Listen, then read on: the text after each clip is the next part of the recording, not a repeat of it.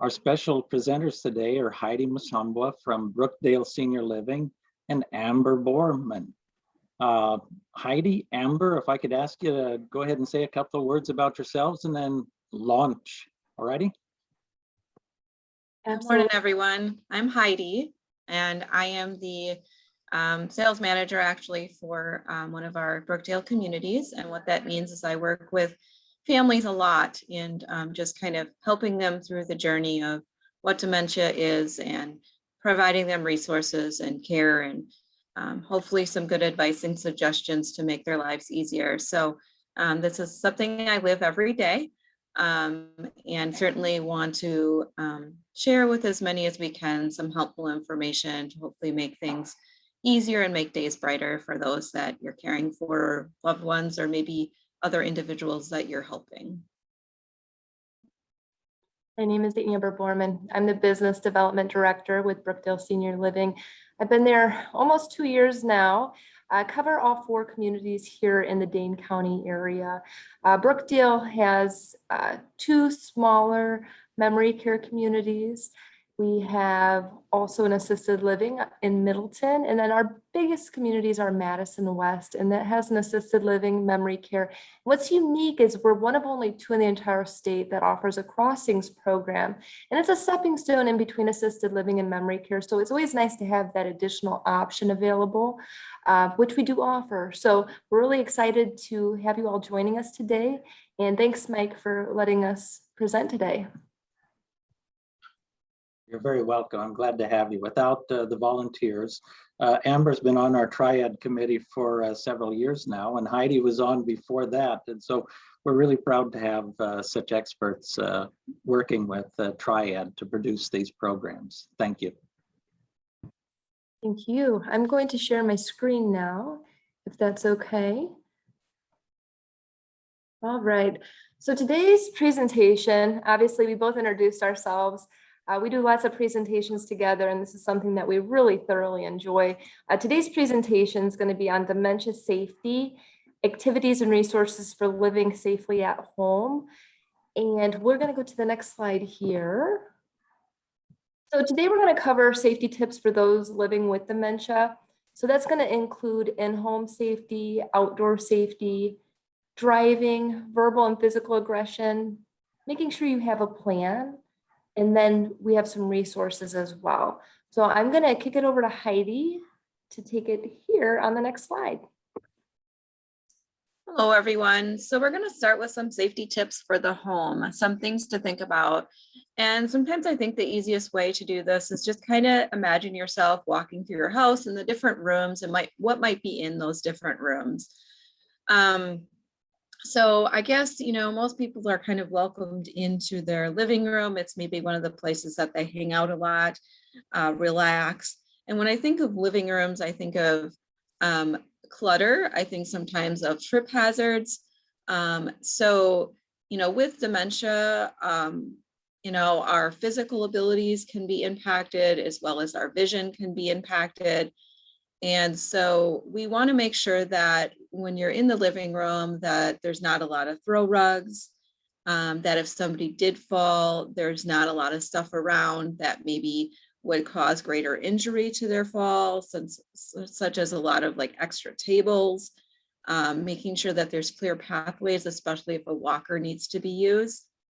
And then also making sure that, if it is somebody that might get up and be a fall risk, that anything they would truly want or need if you stepped away would be in arm's reach of them. So their beverage or their remote or anything that they might use while sitting in that space.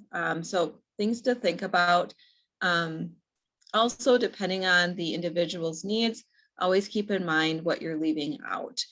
Sometimes people like to put potpourri things out in their living rooms and such. And, that could be something that maybe somebody would mistake for food at some point in time and could cause greater harm to them. So keeping in mind, especially those aroma-filled things that we might put in our places to make things smell good. As you travel to other parts of the house, your bathroom. So I think of things that I keep in my bathroom, such as medications, shampoos, soaps, lotions, all of those things can present a risk for somebody with dementia. And I would just caution you to be aware as those things start to change for your loved ones or the people that you might be assisting for, caring for, or may come in contact with. I've seen people try to pump hand sanitizer into a cup and drink it. I've seen people that don't realize what shampoo is anymore, and may try to drink it or just use it improperly. And same things can happen with lotions and creams. And so, our practice here internally is that anything that says keep out of the reach of children should be in a locked cabinet. And so if you're starting to notice that your loved one is having troubles deciphering what to use a product for, or that they're using it in a spot that he would have never used it before, or you're noticing that they may walk up to something and drink it, this would be a really good time for you to secure those items in a locked cabinet and take them out when they're needed. Kitchen, lots of things in the kitchen that could be, a safety risk. So think of sharp objects, think of the stove. If your loved one has a tendency to go and turn on the stove, maybe that's something you unplug when you're not home with them. Making sure that if they're using the microwave, that they still understand it, or maybe it's something that you tuck away, because, obviously leaving the microwave on too long can cause greater issues, fires. And so being aware of those electronic items, especially that ones that have heating components in them, making sure that the food in the fridge is disposed of.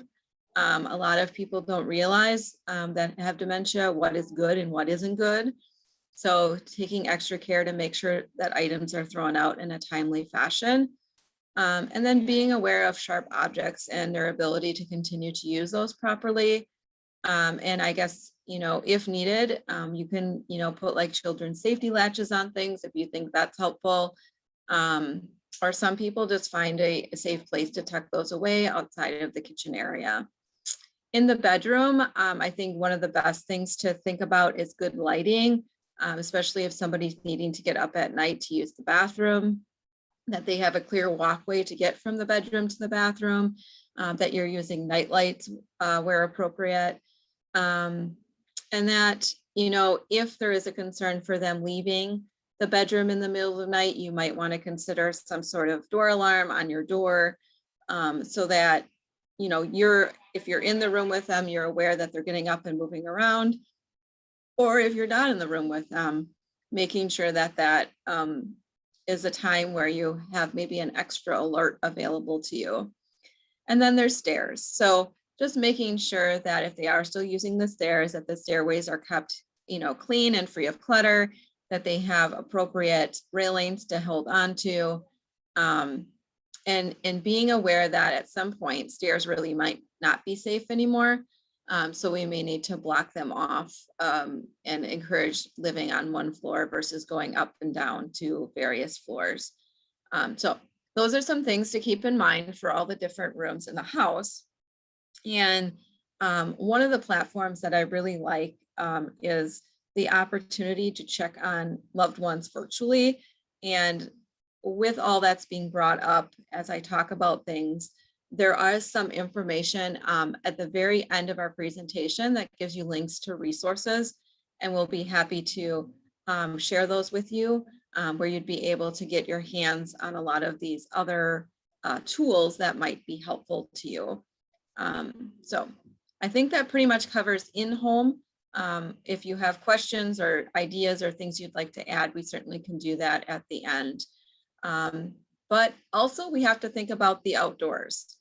So as we move to the outdoor safety, we want to start thinking about the different items that might be in your yard. So chemicals, if you're like spraying plants or flowers, to try to choose safe options. Making sure that as much as possible, the area that they're utilizing within the yard, especially if they have mobility or vision issues related to dementia, is pretty flat and doesn't have a lot of, potholes, so to speak, in it, as much as possible. Thinking about doors to the outside of your going out into the yard, making sure that if you're worried about somebody wandering off, that you do have some sort of chime or alarm on those doors. We did give some resources as well at the end that you would be able to find that type of item. And then think of the garage. There's a lot of things in the garage that could potentially be unsafe. Everything from sharp objects to a lawnmower to your car that's in the garage that they might get in and drive away if they have access to keys, to chemicals, oils, things like that, that they may not realize what they are anymore. And so just making sure that area is safe. And then always use your neighbors as good resources, especially if you have a neighborhood where you have friendly neighbors, making sure that they're aware that you're living with somebody who has dementia. And gee, if they see them walking around and they're aimlessly lost, could they please direct them back to your home, give you a call, notify police, whatever seems most appropriate for that situation, but that there is an awareness. And so people say, well, how do you know there's potential for your loved one to maybe wander out or have more issues if they're out working in the yard? And things I think about are questions like, is your loved one a wanderer already? Do they wander around the house aimlessly, kind of looking for things and looking, what to do next? Do they talk about needing to go somewhere all the time? Do they recognize their home as their home? Are they packing up on a daily basis like they need to get to work or they need to go somewhere? Do they easily get disorientated? Are they restless or asking repeated questions? Are they on a search? Are they looking for friends, family, people that they, think they should be with, but they're not with? And maybe those people are alive and maybe they're really no longer, or maybe they live out of state and they think they should be around the corner. So that is huge. The other thing I think we often don't think about, if you notice that someone is a high risk, is making sure your windows are secured. There are safety features you can put on your windows that only allow them to open so far. And people, if they get desperate enough, they will go out windows if they figure out that the doors aren't a good option. So making sure that those items are in place. And then kind of the idea that we're going to talk about a little later in the presentation more in detail is, how do you distract them from wanting to do those things? So, things to keep them busy and engaged so they're not wanting to do those things is very important as well. And knowing when you need assistance to keep your loved ones safe is hugely important. So those are things that I think we should all think about. And then making sure that those things, of course, that are unsafe, chemicals, keys that give access to other things, sharp objects, that they're secured and out of sight, out of reach. There is a program that can be accessed through the ADRC. It's called File for Life. And that program is a program in which they give you paperwork that you can place on your refrigerator, which identifies that your loved one has dementia, some things about them, some preferences that they have. So you could include that for, especially if you're someone that's still leaving them at home and traveling out without them. Consider technology or tracking devices for care of person. So if there's somebody that's been carrying a cell phone with them everywhere, make sure you have a tracking device on it. So if they, wander off, you have ways to figure out where they are. And then maybe even notify not only your neighbors, but businesses nearby, making sure that they are aware as well. So if they're frequently coming there, they can, let you know or make you aware if they're noticing a change or noticing that they're acting different one day. And then if they are going for walks still outside, try to develop a consistent walking path that everyone's familiar with. So that if they don't come back in their normal half hour while they're out walking, that you kind of know to go out and look for them and make sure that they're okay. So those are just some ideas for the outdoor safety.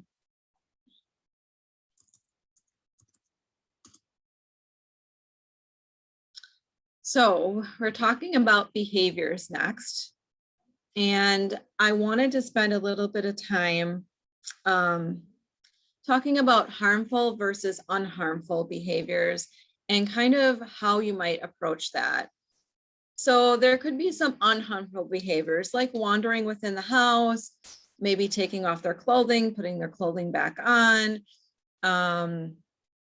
So, those are behaviors that you just kind of figure out what you're going to do, pick your battles, encourage them to engage in things, but they're they're not harmful, right? So we just try to redirect and help them make sure they maintain their clothing or find clothing that they like to wear.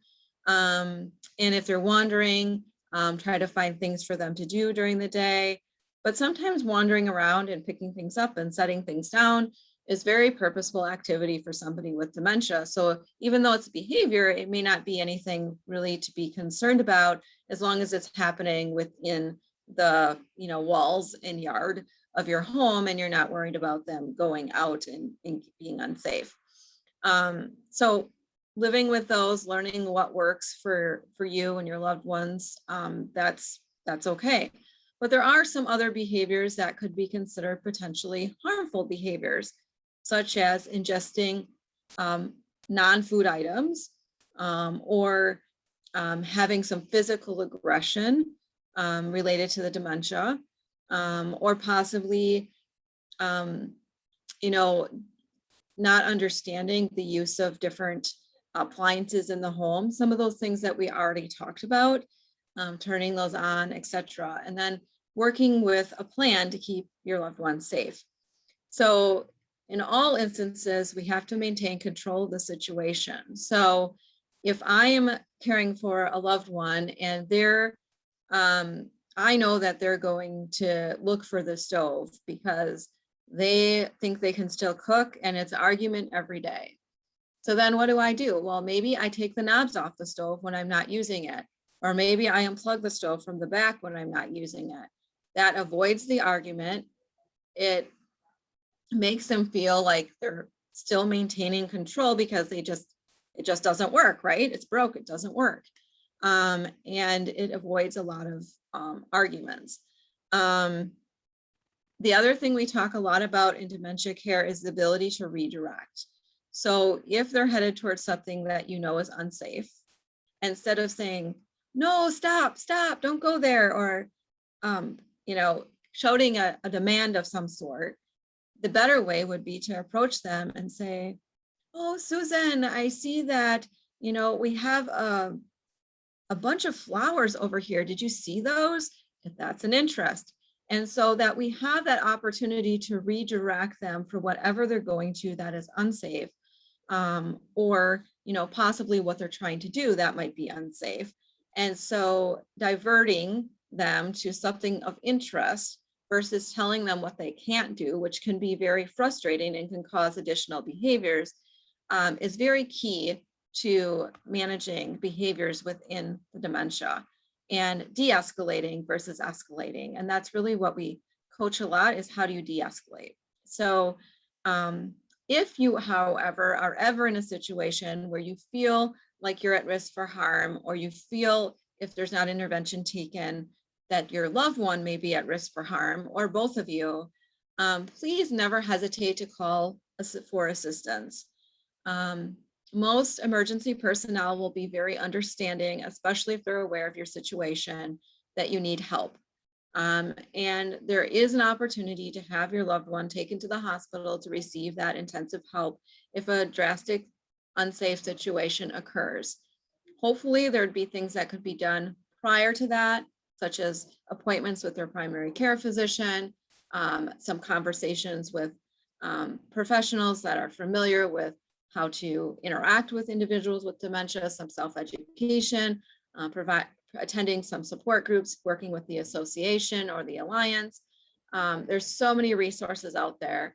UW's clinic that specializes in geriatrics.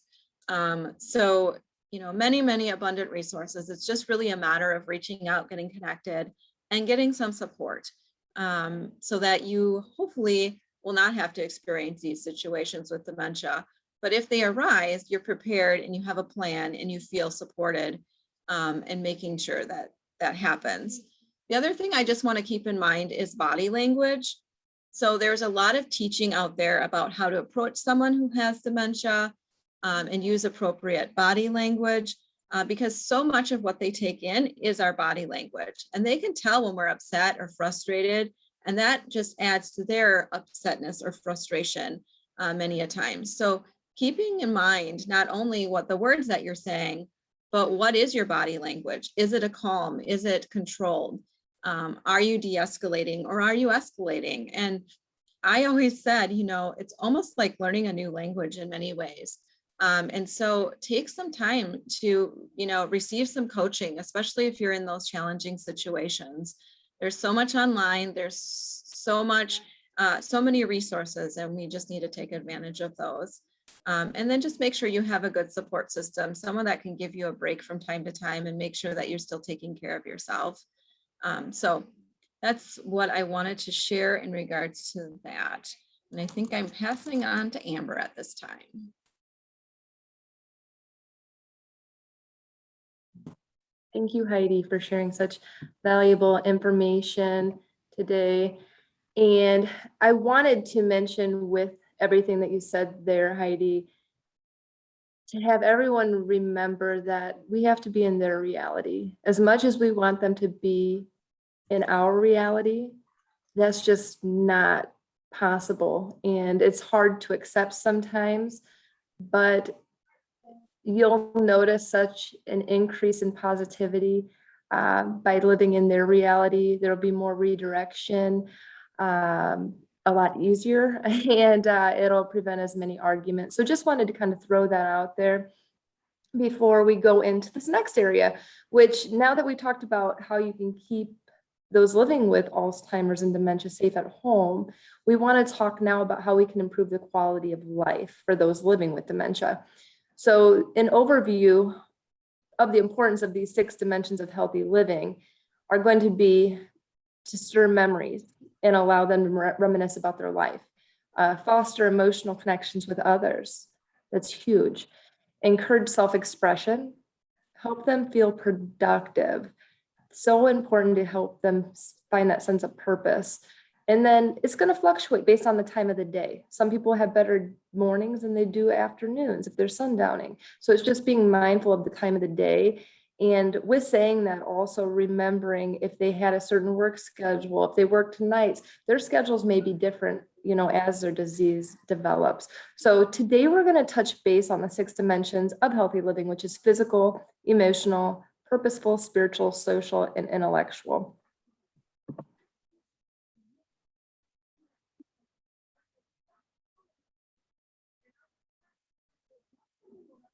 All right, so our next slide is music. So I'm gonna shrink up the screen here. There we go. Oops, Heidi, then I have you on. So I'll just leave it like this so everyone can see me as well. Music offers a powerful way of providing comfort to people.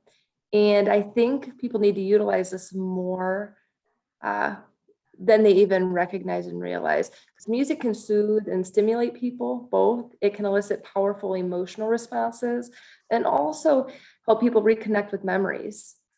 Nostalgia can also be a great way to help your loved one connect with their past if they're living with dementia. Recent findings suggest that musical training actually delays cognitive decline and promotes brain plasticity in the elderly brain. So music in the form of song has also been shown to be effective verbal memory aid in mild Alzheimer's disease. So some ideas that we've listed today are listening to their favorite singer, band, genre together, creating a Spotify playlist of their favorite artist or genre, and doing that. The sooner you can do that, the better. I've talked to my own father about his favorite music. So if it happens, because his parents did pass of Alzheimer's, I'm prepared with the music that I know will help him. And I'm big on stories. So everyone, when I present, I typically will be bringing up stories or examples, showing them videos of their favorite singer or band performing live. People love watching Elvis, listening to Christmas songs from back in the day, Christmas movies from back in the day, sing-alongs and karaoke, and then music and memory. This program is just amazing. I had to include it on here today. I don't work for them, but I definitely promote their program because they talk about the importance of music. Something I learned from them is focusing really on the individuals when they were between the ages of 17 and 27. The music during that time frame for the person will really help bring them back into a good spot. So you may get more moments of positivity or seeing your loved one in that sense and that feeling of them being present, that they're actually there. And that can last for seconds, even up to minutes, which everybody wants to see that. So in an effort to improve the care of residents with dementia and decrease the use of harmful medications, actually, the Wisconsin Department of Health Services used creative funding to bring personalized music to thousands of people in the nursing home assisted living in their homes. And they utilize this program here. So I thought that that was really great for everyone to know. You can find it a lot of the times at your local libraries. They can help with that. You can go on the website, which we do have listed, and check that out. It's so helpful. And then if you're interested in finding out more, because I'm very passionate about the Music and Memory program, we do have them presenting at our West Madison Dementia Friendly Coalition virtual resource fair this fall on October 13th at 2 p.m. Justin's going to be presenting, so save that date. I'd be happy to share with Mike as well, save the date flyer that he could maybe share with everyone. We'd love to have you attend. It's free and it's held virtually on Zoom. And I should add, one other little area, drum circles are also very fun and beneficial for those living with dementia and Alzheimer's. It's also a physical outlet, so it may improve motor function as well. So I wanted to throw that in there. Physical activities next, and I'll be covering this part. So exercise and physical activity can have lots of benefits for people with dementia.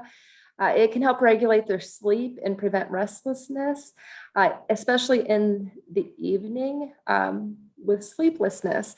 It can also maintain a positive mood and lower the risk of them developing depression.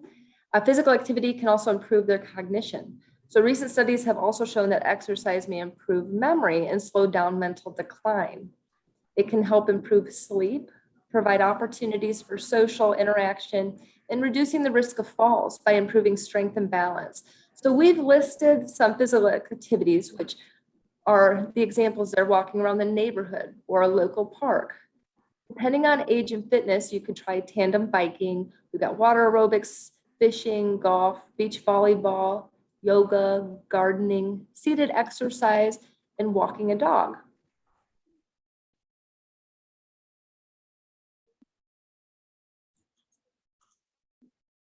Heidi, it looks like I'm kicking it over to you now for emotional activities. Sounds good. So obviously a huge part of our health is having our emotions, emotional needs met. And so things that we think about are sensory or visual cues from the past to help seniors connect with positive emotions, positive memories.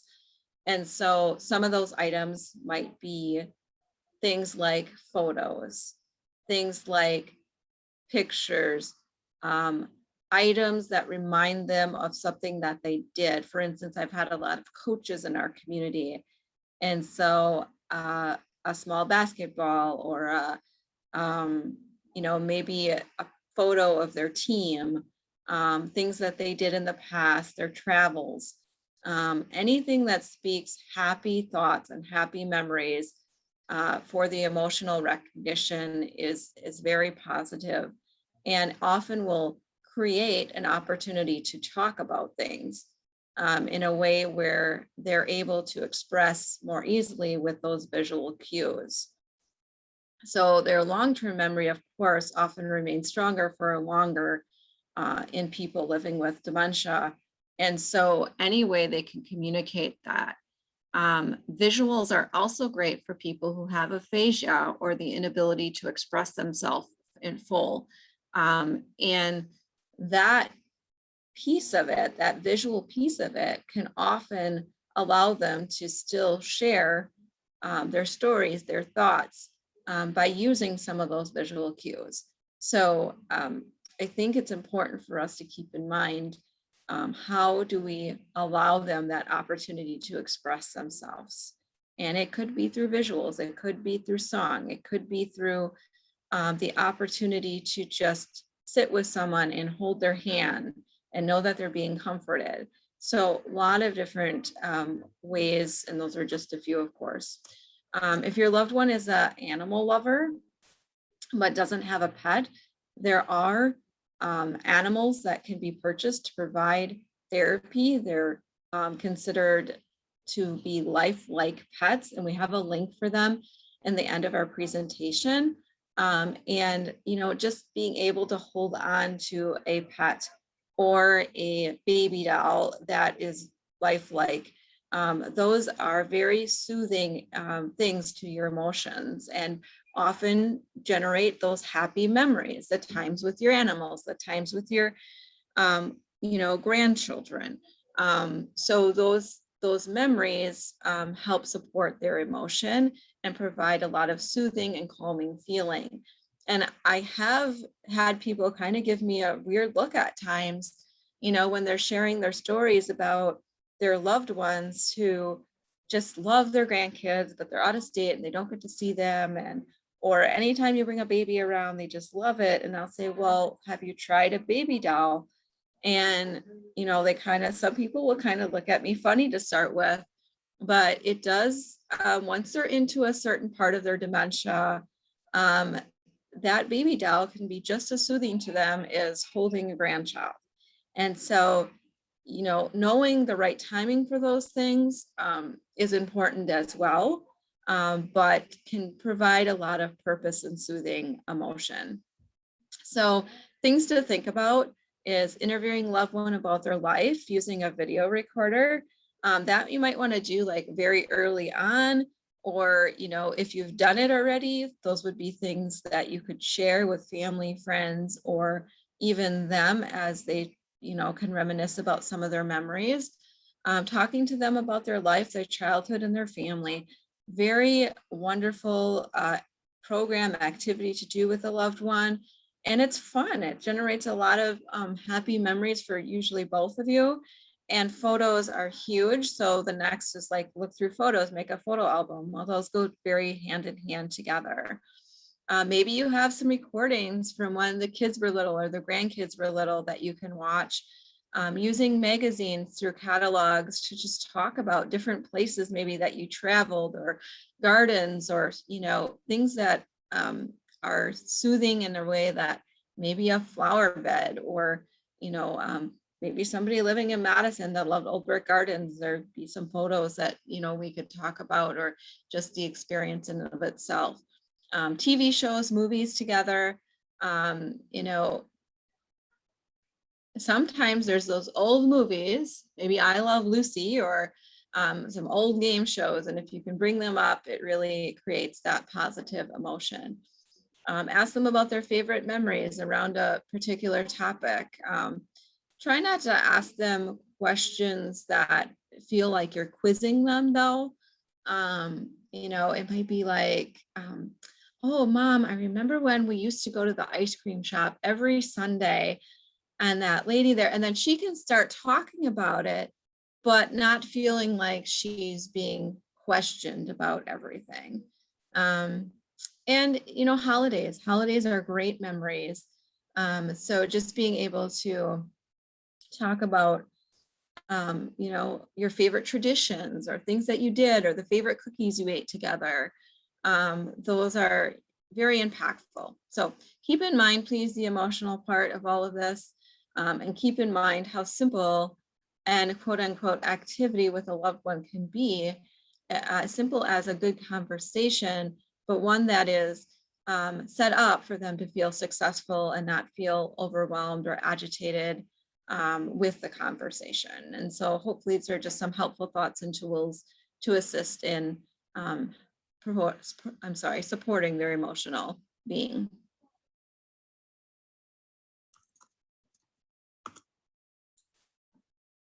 So we're going to talk a little bit about using sensory or visual cues from the past to help seniors reconnect with positive memories. Long-term memory often remains stronger for longer in people living with dementia. It can be wonderful to engage your loved one in discussion or activities about their lives. It also is a fantastic opportunity for you to learn more about your loved one. So touching and relaxation, massage, hand holding, hugs, anything that's reassuring, calming, soothing. Meditation and mindfulness. So taking a moment to center yourself, encouraging them to take a deep breath, doing the deep breaths with them in and out, finding a happy, sunny place to sit in, making sure that there's quiet time and making sure that there's time to wind down the day.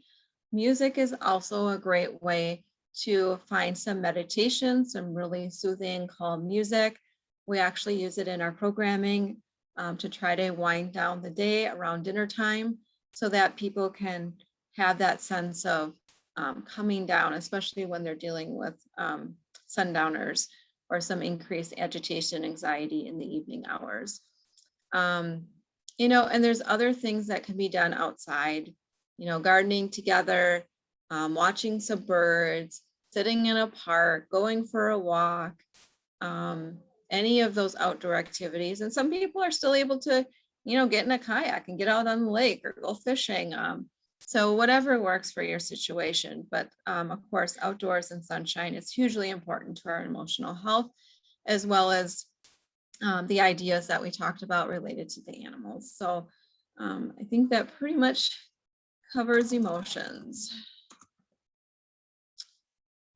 So one of the things that was mentioned earlier by Amber is making sure that we have a purpose.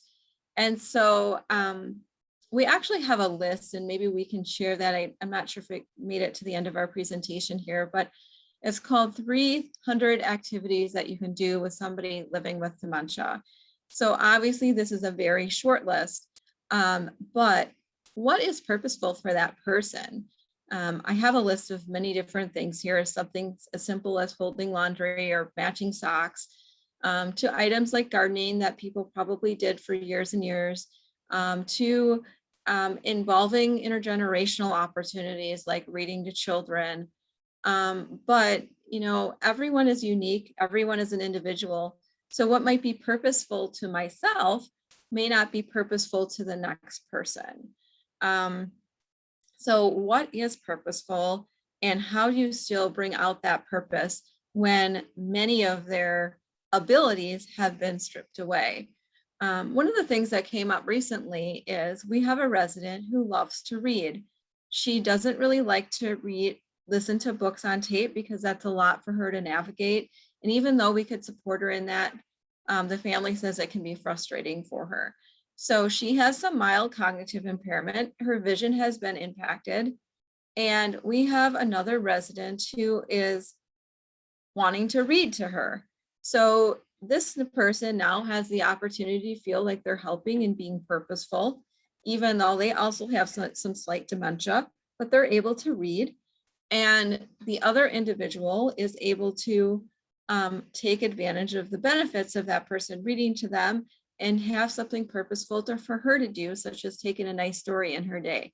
So finding what fits is key in this area, and then just making sure that we're finding those little moments each day. Putting the dishes away, taking time to get outside, taking time to see the grandkids,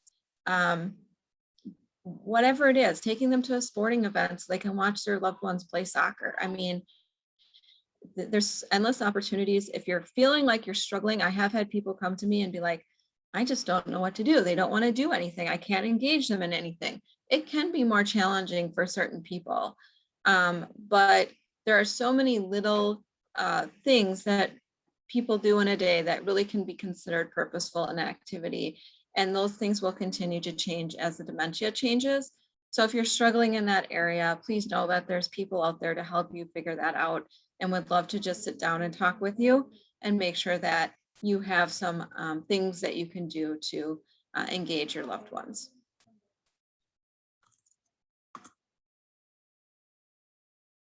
So the next is your social well-being. So paying attention to when your loved one is feeling tired out, if they're tired, is it time to go? If you're in a social environment. One of the things I want to mention, when people are struggling with dementia to remain social, they tend to withdraw. So you might see somebody who is always very social and now doesn't want to go anywhere. They don't want to leave the house. They don't want to go see the neighbor up the street. They're really not terribly interested in having people come over. It might even be a little overwhelming to them. Or maybe you're just noticing like slight differences. They're not necessarily happening in a sense that it's so drastic, but you're just starting to notice that their engagement isn't the same. Or if you go sit down at a table with a group of people, they're not communicating the way that they used to, and they just tend to be more quiet.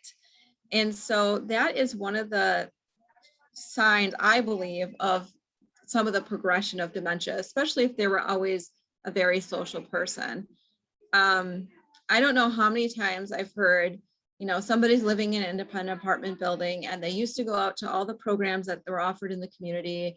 And now they just seem like they just stay in their apartment and they don't even want to go down for meals, or family can tell that things are changing. And so I feel that people have this innate ability to realize when they're uncomfortable in a situation, because that same person then could come to our Crossings program or one of our memory care programs and become very social again because they're receiving the support that they need to feel comfortable in those situations.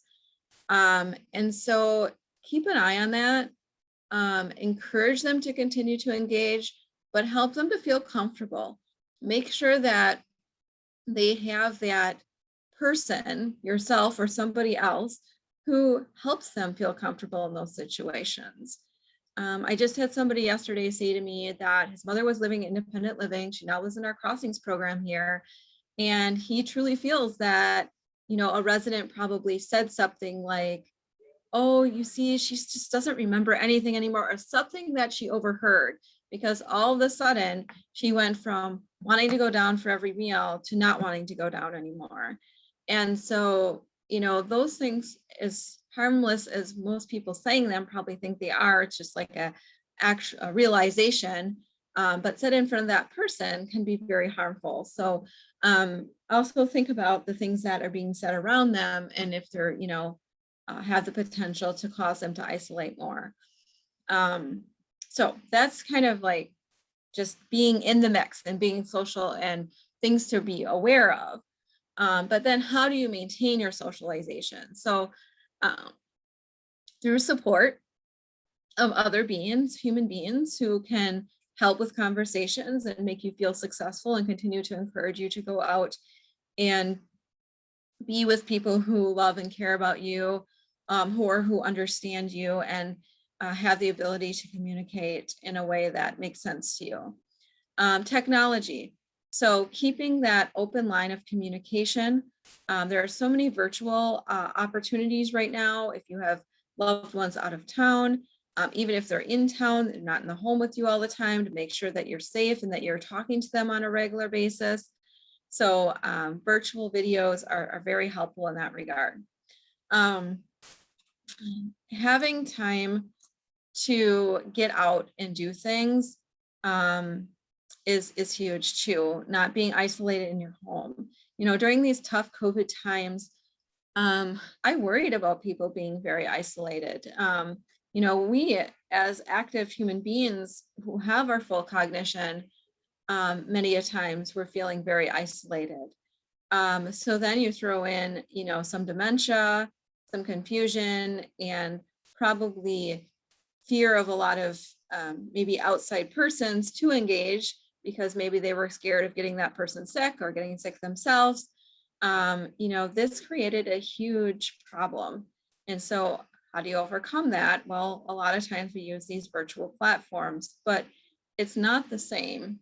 And so I think, if you have a loved one with dementia, just remembering that they really need that, at least those one or two support people that they can be social with. And if they don't have those people, consider other options, an adult day program where they can get out and be with other people, or, opportunity for a home health provider to come in and spend some time with them and take them outside, or they don't want to go outside, at least, maybe play cards with them or do things to stimulate their mind.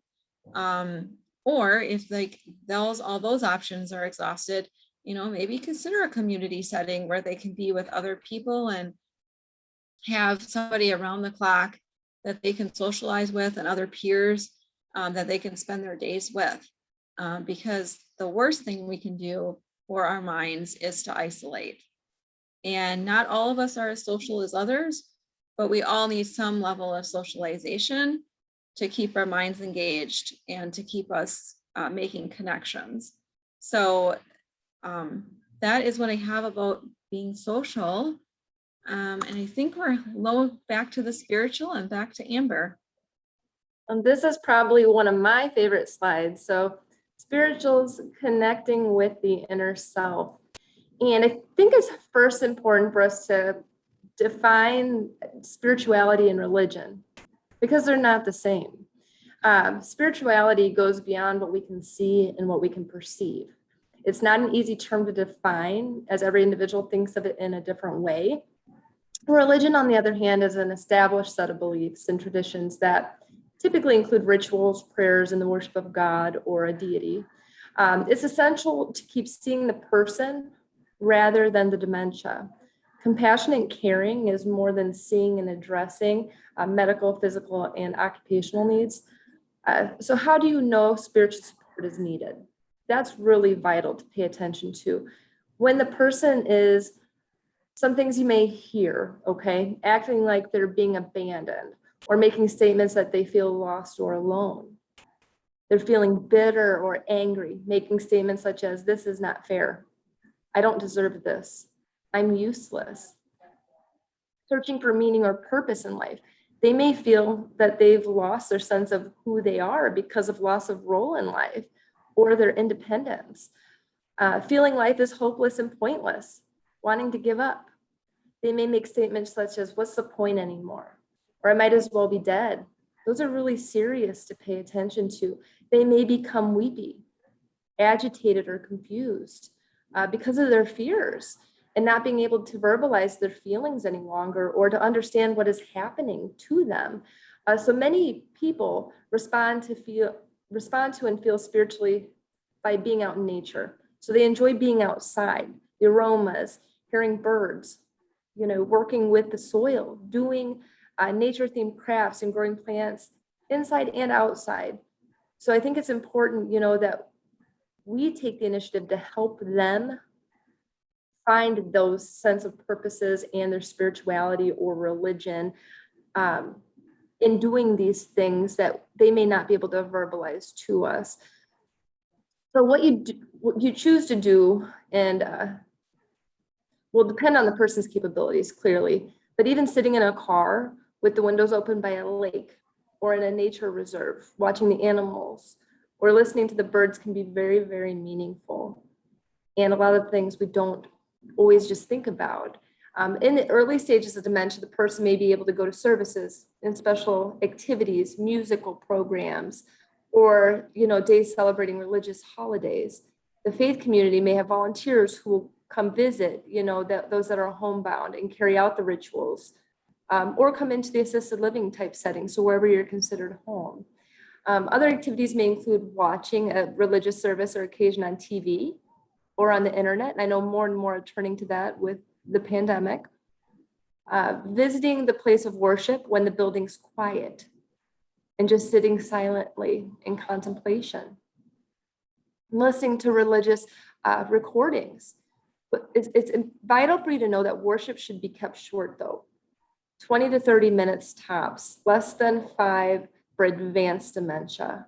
So persons with dementia have shortened attention spans and often become anxious when away from their caregivers. So it is going to be essential to look at that. Activities that can be done at home is to play religious songs and hymns from the era for comfort and spiritual well-being.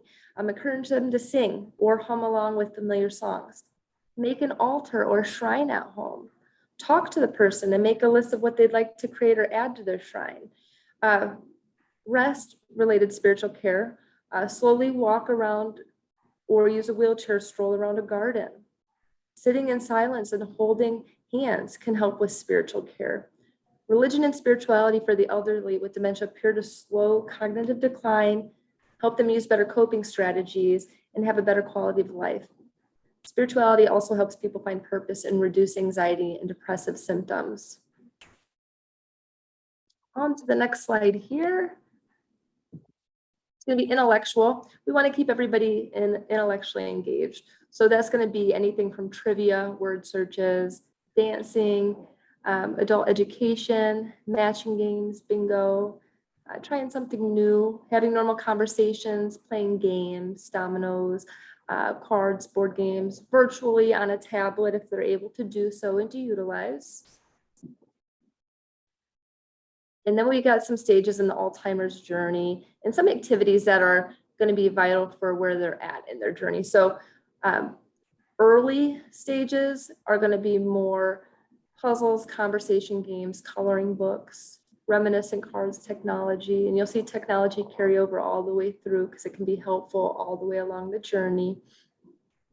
Mid-stage is going to be more card games, marble mazes, magnetic picture boards, and late could be fidget widget activities, tactile matching games, and then again, technology, but tactile matching games uses popular retro textures to unlock personal stories and positive memories in people with mid to late stage dementia. It's a delight to sense of touch. Players are encouraged to feel and match the tactile to the image or group and group them together based on associations. Alternatively, they may wish to simply feel and just discuss the elements of the textures, whether it's soft or coarse. It's especially calming for those people in the late stages of dementia. And this activity can support cognitive stimulation therapy. And then there's aqua paints, which is another one that gives a lovely balance of creative touch, sense of achievement, and pure joy for those living with dementia. It's simply brushing white sheets of paper with water and watch as beautiful pictures magically appear. Once finished, you can leave the sheets to dry and use them time and time again. So it's just a really relaxing, easy process. Heidi, I'm kicking it back over to you for the solace, the late stage dementia. Sounds good. I just want to add one little thing that came to mind as Amber was sharing. You know, for instance, I think of somebody who likes to play cards, and maybe in the early stages, they're still able to play their bridge game or play their Rummy 500. But as we get into the mid and late stages, they might still want to maintain the ability to interact with cards, but they may not be able to do it in the same way. So one of the examples might be like just modifying it. Maybe now the card game is matching. Maybe it's something similar to what we did in our crossings program, where everyone gets 5 cards in front of them and they turn them over as the program coordinator flips cards. And if they have a match, they turn theirs over, and whoever gets their cards turned over first wins. But just knowing, like, if they really have an interest in an area and they just can't do it anymore, that, you know, there are ways to modify those activities without completely giving up on the idea of, for instance, cards. And that's just one example, and it applies to many different things, but being ready to modify their interest, I think, is hugely important. So moving on, as we wrap up here, we talk about the kind of the later stages of dementia. And for us in our communities, this is called the Solace program. And really what it is it's focusing on those same dimensions of living, but with a greater sense of using the sensory parts of our abilities. So things like items that you can touch, aromatherapy, the music, which sticks with you forever and can create emotions and even cause people to liven up and be able to participate more so in the other programs. The sense of taste, you know, guiltless pleasures, have the abilities to enjoy the foods that they really enjoy. And being able to just draw people draw things out of people, get those smiles, get them to engage with you and whatever ability they're able to. And often it's just a hand holding, a massage, your smile that they feed off of, your excitement that they feed off of. And that ability for them to give you that smile, that wink, that gesture, that ability to sense that they're okay, and how you create that engagement. And so on our world, we call those daily moments of success, where you're able to find that way to know that they're at peace, know that they're happy inside, and give them that sense of calmness, or happiness or excitement, but those positive emotions, even as they get to those very late stages of the illness.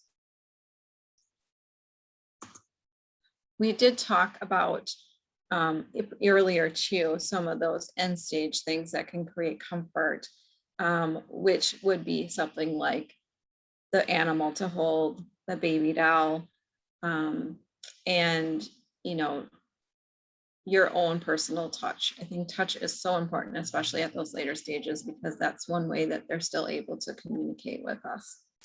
So moving on to our resources, back to Amber.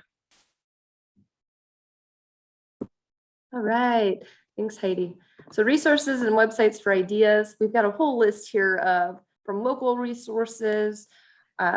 We have how-to guides as well. So if those that are at home want to do more technology, from Zoom to FaceTime, Skype, we have, Brookdale has some different items that we can send to you. We can email or we can mail that show step-by-step. So if you want to give to somebody else that may be wanting to engage that way, but not quite sure how to, or to remember how to do it each time, we'd be happy to get those out. We also have the best video communication devices for elderly there towards the bottom, and then the companion pets at the very, very bottom as well, linked to that. And any questions? We really appreciate you taking part. I'm going to stop sharing the screen, check our chat box here. I'm excited. I've been waiting the whole time to check this chat. So we've got, does the Madison Library still make music iPods, music and memory for individuals? You know, that would be a great question to ask them. I don't want to guarantee with COVID if it's something they are doing or not. They may make you bring in your own iPod and then upload the music for you versus, you know, checking them out. So that's something that you definitely want to check on. And yeah, I know that Middleton was doing that for a while too. And I don't kind of know, you know, with libraries not being as open as much, I know they're open again, but you know, how much of that they've been doing, but it was a program that Middleton was offering as well. So if Madison's not, Middleton might have ability. And I think a lot of what they have available might depend on what donations they're getting to. Absolutely. Now it looks like we have another question about, talk about purposeful activities for men who are very intellectual, or I'm assuming that's Intellectual who cannot read anymore. Who cannot read anymore, yeah. Well, I think, you know, any conversations that you can have related to whatever interest they had. So if they're intellectual, you know, what were they intellectual about, I guess would be the question. You know, what did they enjoy? Were they a professor that, you know, liked to study various different topics, or were they an engineer and, you know, or mathematician and they really, you know, enjoy numbers? But finding what they're interested in, from an intergenerational standpoint, I think it's really cool if you can find like a younger person that has the same interests and they can share, you know, information back and forth. I've seen that really be impactful and purposeful for people. But otherwise, I think just surrounding them with things that speak to their interests is huge. I think also these kind of presentations, not just this in specific, but virtual presentations, let them listen. If they can't read any longer, they can listen to stories, Audible. I use Audible when I take my dog for a walk, and I learn so much every day. Podcasts that may be of interest, keeping that intellectual brain going, movies from, that something that they enjoyed, whether it be cars, if they liked history, just, keeping them engaged that way, I think is very purposeful. If they like to, for example, be outside and they were into rocks or arrowheads or, different things, going out and searching for those with them out in nature would also be a nice, engaging activity for those that are intellectual searching for those I guess items. the other thing I want to mention is that they're not reading anymore. I don't know if it's a visual concern or just a cognitive concern that they can't read anymore. Photos still can be very impactful. So, some of the favorite magazines were like National Geographics and stuff like that for people that are more intellectual, because those photos can create a lot of opportunity for conversation or even just jogging or making them think of different things. Another thing I can think of with that also is getting their creativity going. Have them try painting, try something different that doesn't, take the reading aspect, something they've never done before. I think that that's important. It gets them thinking outside the box, and it may be something that they really enjoy. So that's just an idea as well. Audiobooks, I see, yep, is in the chat. That would be a great one as well. Any other questions? Feel free to come off mute, ask. We are here to answer. Is anyone in the audience taking care of someone right now? What are your experiences if you are? What kind of feedback could you provide for Amber and Heidi at this point? Anyone? Yeah, Susan, unmute yourself, please. I got my video going. Yep. I have a question about, I'm taking care of an individual who brought up she's functioning at a pretty good level right now, but she brought up a situation the other day where it was us trying to present something to her in her best interest, and she feels like we're taking away her independence. So maybe some words and conversations that can help us let her know that I struggled with that one, to just let her know that it's not, we don't want to rob you of your independence and make her feel like she can't do, her quote was, you make me feel like I can't do anything for myself anymore. Very common. Are you able to just give us like a little bit more about what it was about? What were we talking about? It may have been doing laundry. It may have been Something that you were trying to do for her, but she thought she should be able to do herself. Yeah, some things like that. And it might have been just general, because a lot of times she's got a live-in, and sometimes, and I just come in a couple of times a week to help her. But I think some of it is she feels like she's being bombarded now, and there's little bits and pieces of her independence that are being taken away, and she's aware of that still. Susan, I'll kind of answer a couple things that I can think of right away, because I understand what you're saying. Because I think take the right approach is more addressing one issue at a time rather than trying to resolve everything at once. It makes it less intimidating. That way, if you start small, and they're more likely to want to have that open, honest conversation with you. Making sure they know we don't need to have all the answers today is another pivotal thing. Putting them in a comfortable spot when they're most comfortable, whether that be at their home. Relaxing, not out in public in case they get embarrassed easily. Be a partner with them, not a parent. A lot of times they don't want to feel like you're making the rules for them. Negotiation is not necessary. So really, partnering with them and making them feel that.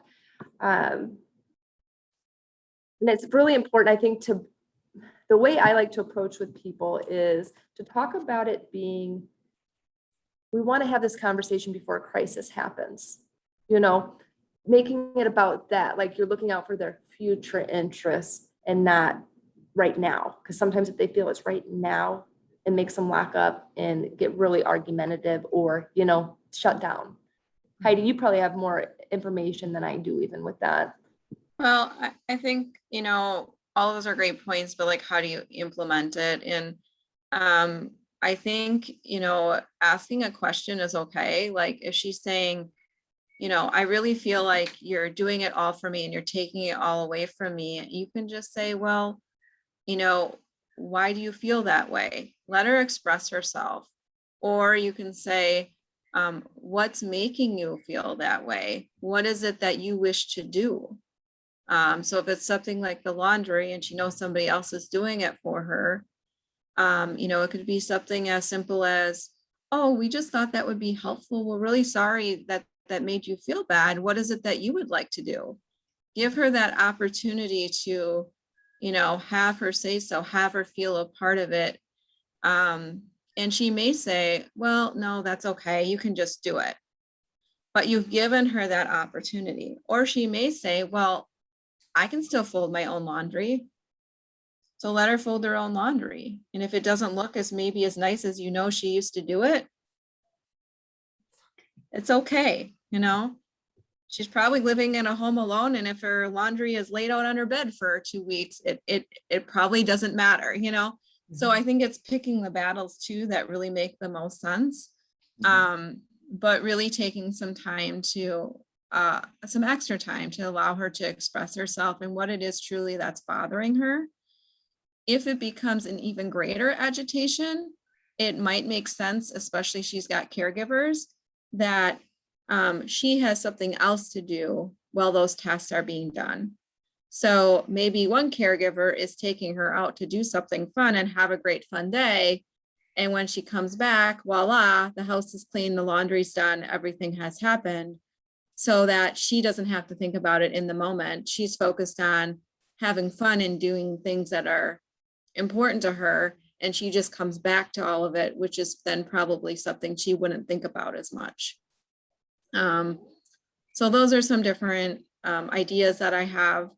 And I also hesitate when they're still that cognitively strong, but sometimes I never want to leave out the opportunity with dementia for little white lies that make somebody feel better about their situation or about themselves or about their inabilities.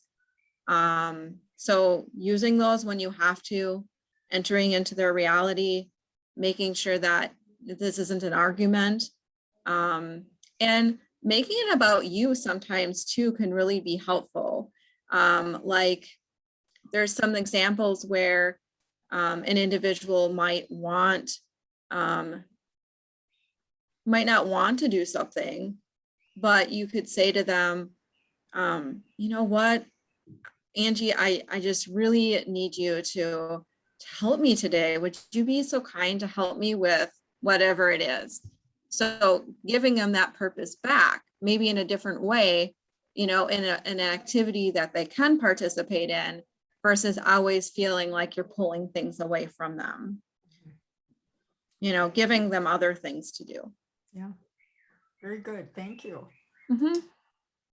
I'm wondering, you know, when one is giving care at home, I mean, at some point, it'd be nice if there were some sort of public resource available for people to learn how to do these things. I mean, you, Heidi, and Amber have learned a great deal. I'm sure there are others in the audience here, but are there any resources to help train people who are going to be giving care at home for a year, 2 years, maybe many years? What is available to get someone up to speed and learn some of these things? You know, Mike, that's an excellent question. We have the West Madison Dementia Friendly Coalition Resource Fair coming up, and it's actually caring for the caregiver is the overall topic. And we have great presenters that are going to be about, and that's from October 11th, from 2 to 6 daily until October 14th. And I'll be able to get that out, like I said, to save the date, but tons of great presentations. It can help. You can ask questions. There's going to be a panel as well at the end that you can ask any of the questions that caregivers can ask. There may be additional trainings out there, but I think that would be a great start, and it's coming up soon. So there's more than enough time to prepare any questions. And in the senior living community or area, I should say, especially in Dane County, working with all the professionals, reach out to any of us. If we can't help answer a question or help someone, we'll get somebody else out there that can. There's such great people to work with out there. So I really feel that that would be the best route. The ADRC is another great option. They may have better ideas for an individual situation. Yeah, and there's lots of virtual opportunities through the Alzheimer's Alliance, the Alzheimer's Association. I know we put some of those links at the bottom. I have been on the association website and even grabbed some things off of there when I prepare to share things and presentations. And I feel like they have very helpful like tools where you can kind of click on like, what are you struggling with? And then come up with a solution. I also feel that there's this opportunity to go to some of the support groups and share with other people. A lot of them are being done virtual right now. So both of those same associations offer great support groups where these conversations can be had and you can kind of address things in the moment with other people that may have ideas or are going through the same things. There's a number of, this is Margie Hageman, in some of the rural areas, the support groups and the ADRCs are probably the resources that are available, but there's also some day programs that are available too, and getting them in, even if it's only one day a week, or the person that might run a day program might have some ideas of things that might particularly work on the other days when the day program isn't operating. Anyway, there are some resources, but they're limited in the rural areas. Margie, Yeah, and I think actually one of the benefits that's come out of the pandemic is a lot of things have gone virtual, even from like the support groups. So they really can attend from any area, which is nice because it can be a little more unified in that sense. But some of the rural areas they cannot connect by Zoom or any other, they don't have internet access. So yeah, that's a problem in some of the rural areas. And I know in our areas, and there are dementia specialists that are developing in some of the rural areas now that are developing more programming. And I think that's good. And we haven't had that before. So I think that's important. Here. I wanted to mention too, Margie, I love that you bring this up because respite options, that's actually a PowerPoint presentation that I'm working on right now for a presentation actually for that resource fair with a Grace and also the Alzheimer's Alliance of Wisconsin. They're going to be talking about, Mary is going to be speaking about grant options for those that for respite care, the different grants available, how to go about paying for it. I'm going to discuss from an assisted living standpoint what respite looks like, how long. And then Molly's going to talk about the adult daycare that's opening, the Grace adult daycare. And we're going to just talk about different options for that because that can really help a caregiver either get some things, figured out and have a safe spot for someone to go, or if they need a vacation or a getaway, it's, another option. So thank you for bringing that up. Well, those of us that live 3 hours from you aren't going to make it, but we'd like to have the information if that's possible. Yeah, and one thing that I think is really great that Mary brought up that I wasn't sure when we met the other day is there's a grant out there that actually helps for those that are in more of a rural area that they can reach out.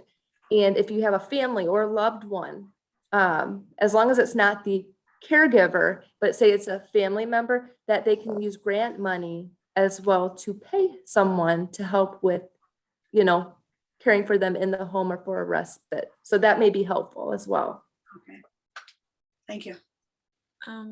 With that question about getting the resources, Mike, is that something that you can just send out in an email to everyone?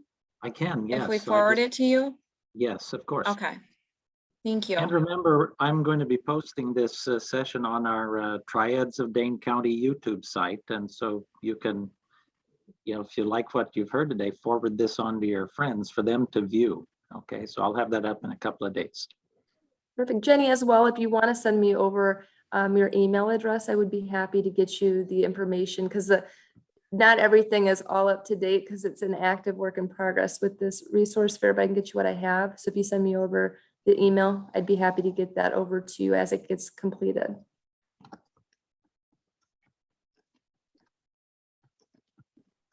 Okay. Any Any other other thoughts or questions? questions? So my understanding is, Mike, you're going to send out this video of this particular Zoom program and some other information to anybody on the list. Is that right? That's right, yes. Okay, thank you. Well, you're welcome, and thank you for joining us today.